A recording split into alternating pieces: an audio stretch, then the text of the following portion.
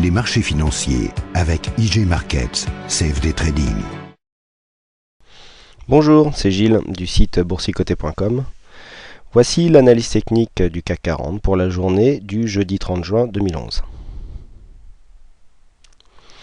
Avec aujourd'hui une continuité de la tendance très court terme haussière que nous avons maintenant depuis quelques jours, puisque même si nous n'avons pas eu de gap qui est resté ouvert, puisque nous avons bien ouvert sur un gap à 3937,26, puisque le précédent plus haut se situe à 3935,94, mais à l'inverse des précédents jours, le gap s'est refermé, puisque le plus bas est venu se marquer à 3926,28 points. Le plus haut de la séance a été atteint quasiment à la clôture, puisque pour un plus haut à 3982,42, nous avons clôturé à 3982,21. Donc à quelques dixièmes de points près, on clôture sur un plus haut, et le CAC 40 s'adjuge 1,48% sur cette séance, presque 58 points gagnés par rapport au cours de clôture de la veille. Donc d'un point de vue chartiste, on est dans la continuité de cette tendance haussière que je vous décrivais hier comme une tendance dynamique, avec des gaps non refermés, avec des bougies bien pleines et une augmentation des volumes. Donc, alors dans ces conditions-là, c'est vrai que personnellement j'attendais donc un franchissement, c'était le test, le franchissement de la zone ici des 3937,5. Je pensais qu'on allait un peu plus temporiser sous les 3950, mais Wall Street nous a bien aidé et nous a fait monter quasiment sur les plus hauts en très peu de temps.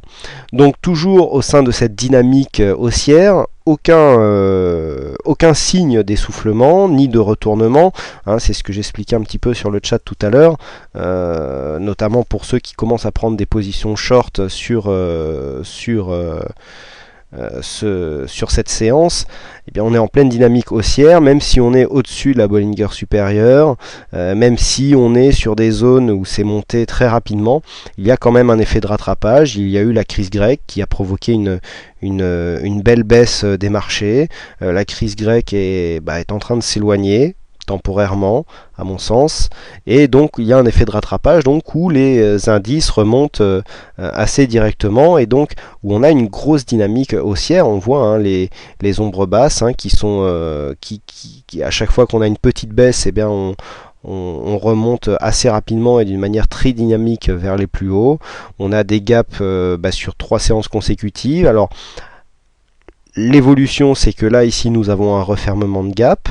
Donc on a une légère perte de dynamique. Par contre on franchit avec force la résistance baissière qui définissait cette tendance baissière.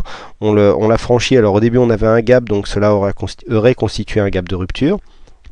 Mais comme le gap a été refermé, comme je le disais ce matin, les gaps de rupture en général peuvent induire quelques jours plus tard des mouvements, des signes d'essoufflement.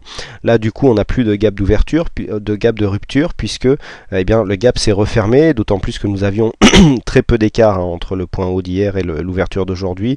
On avait un peu plus d'un point. Donc ici on vient refermer le gap et on continue à monter dans la continuité. Alors pour l'instant, aucun signe d'essoufflement, je viens de vous le dire. Par contre, au niveau des indicateurs, donc on a le RSI qui continue à monter, stochastique, ça y est, qui commence à rentrer dans sa zone de surachat. On voit un MACD qui marque bien la dynamique haussière de cette tendance. Et par contre, on commence à avoir un début de baisse des volumes. Je soulignais hier la montée continue des volumes sur cette phase haussière. Là, les volumes commencent à se calmer. Idem pour la volatilité. Donc, ça peut être un premier souffle de perte de dynamique, mais c'est vraiment le seul, puisque au niveau de tous les autres signaux, c'est pas gaz à tous les étages, c'est hausse à tous les étages. On a une belle dynamique haussière. Là, on a quasiment une figure en 3 soldats. On a des ombres qui sont un peu grandes pour donner une figure vraiment parfaite. Mais on voit qu'on a une grosse dynamique. Alors, on pourra attendre ici un retournement pour avoir une phase de consolidation. On pourra tracer des fibos. Je sais que certains me disent qu'en ce moment je ne m'en sers pas.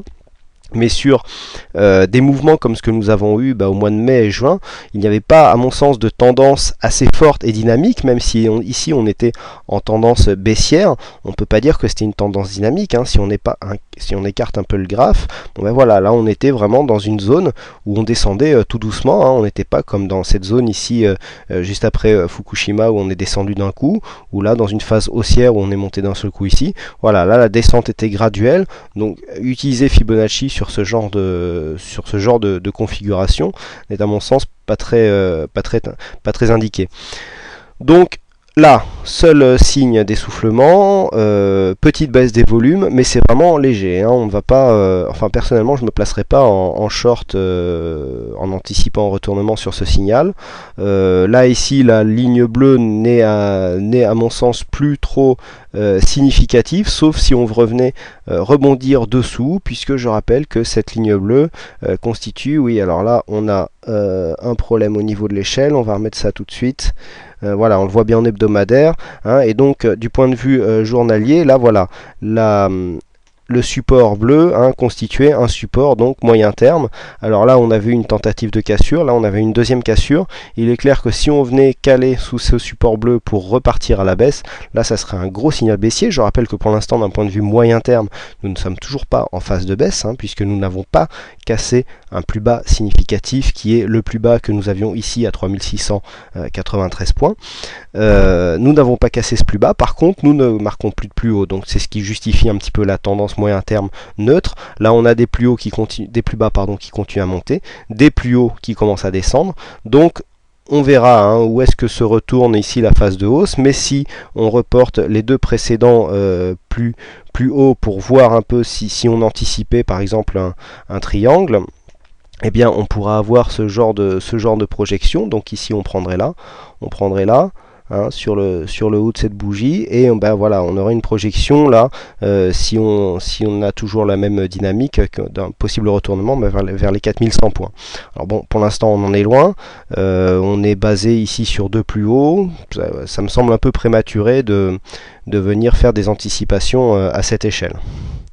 Voilà ce que l'on peut dire donc sur cette analyse technique. Alors au passage, une petite figure que j'ai omis de vous montrer, mais qui à mon sens n'était pas tout à fait valable pour être mais on est en train de la valider, donc bon, je l'ai oublié, mea culpa. Donc là on aurait une première épaule, ici une tête, et ici une deuxième épaule. Alors même si on a un petit décalage ici entre les deux épaules, on voit bien que la ligne de coup qui se situe aux alentours des 3884, et bien cette cassure ici nous crée une dynamique.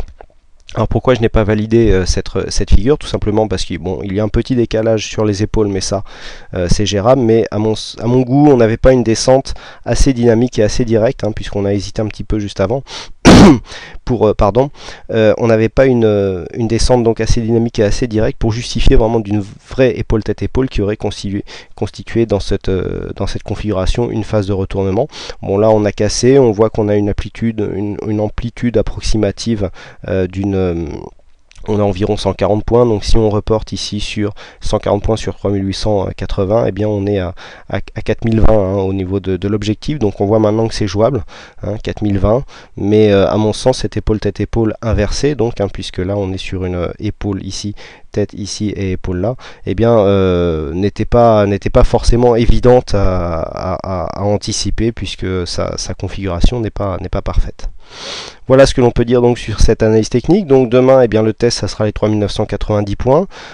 Si on oscille entre 3990 et 4030, eh bien on sera sur les précédents plus hauts. Donc là il faudrait absolument confirmer cette sortie de tendance baissière par une cassure du précédent plus haut qui constituait le précédent test de la résistance baissière, pour bien confirmer ici la sortie de tendance, hein, histoire qu'on n'ait pas une fausse sortie. Par contre, si on revenait à rechuter, donc là pour l'instant aucun signe, mais on ne sait jamais, hein, de quoi sont faites les séances. Si on venait à rechuter ici entre 3920 et on va dire 3990, on serait dans une phase neutre, et en dessous, hein, sous 3920, on pourrait revenir consolider ici sur la zone des 3880. sans pour autant mettre la dynamique haussière en danger, puisque dans ce cas-là, on aurait possibilité d'un overlap qui pourrait repropulser les cours vers le haut. Voilà ce que l'on peut dire donc sur cette analyse technique. Donc il ne me reste plus qu'à vous souhaiter à toutes et à tous une bonne soirée, bonne chance dans votre aide. Ce soir, c'est Éloi qui a gagné au jeu du fixing, bravo à lui. Et puis je vous souhaite une bonne soirée et je vous donne rendez-vous dès demain pour une prochaine analyse. Les marchés financiers avec IG Markets, CFD Trading.